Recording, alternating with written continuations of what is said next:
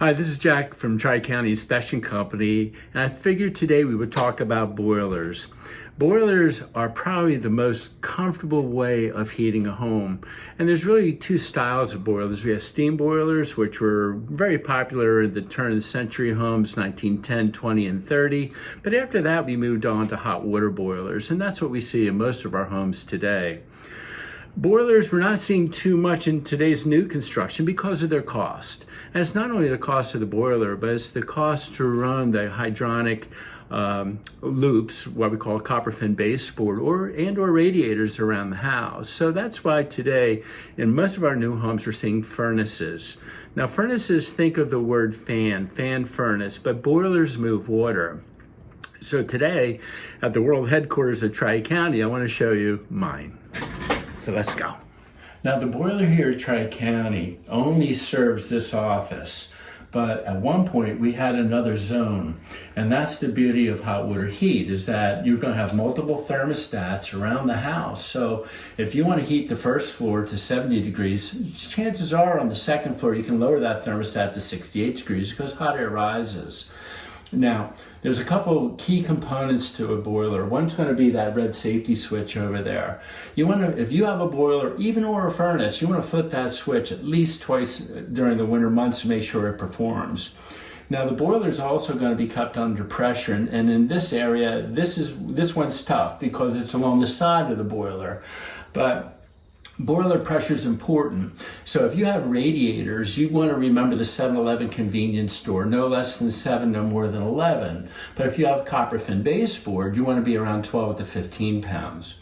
Now, 3-story structures, you can go to 15 to 18 pounds. Now, I'll get a little bit crazy on this, but if you have too much pressure, two things happen. There's going to be an expansion tank on this system that's going to override the pressure around 25 to 27 pounds.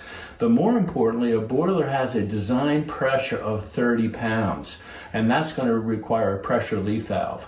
So if you overpressurize the boiler, that could raise issues. I also tell all my clients you should not touch any of the controls on the boiler, because if you raise the temperature too high, you're going to raise your pressure. It's like high blood pressure in your body.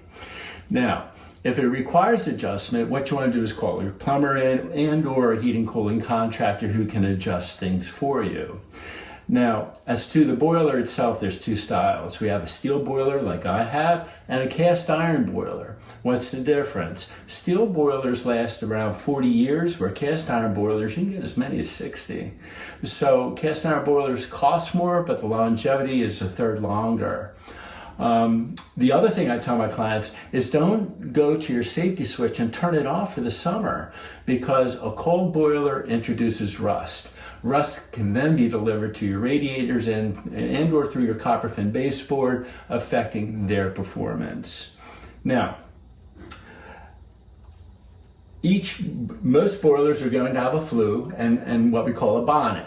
Okay, so the bonnet has to be so many inches as to the design of the system. Manufacturers of boilers are Burnham, like I have, New Yorker, excellent choice, Peerless, Columbia. I think those are your top brands of boilers.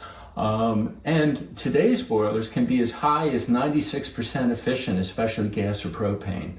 Oil fire boilers, maximum efficiency 85%.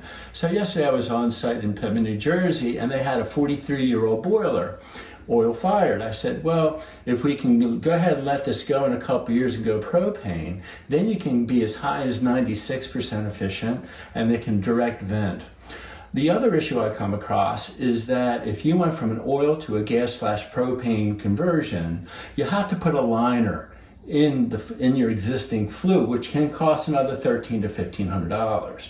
That's exactly the same amount that's going to cost to go from a normally efficient boiler, 85%, to a 96%.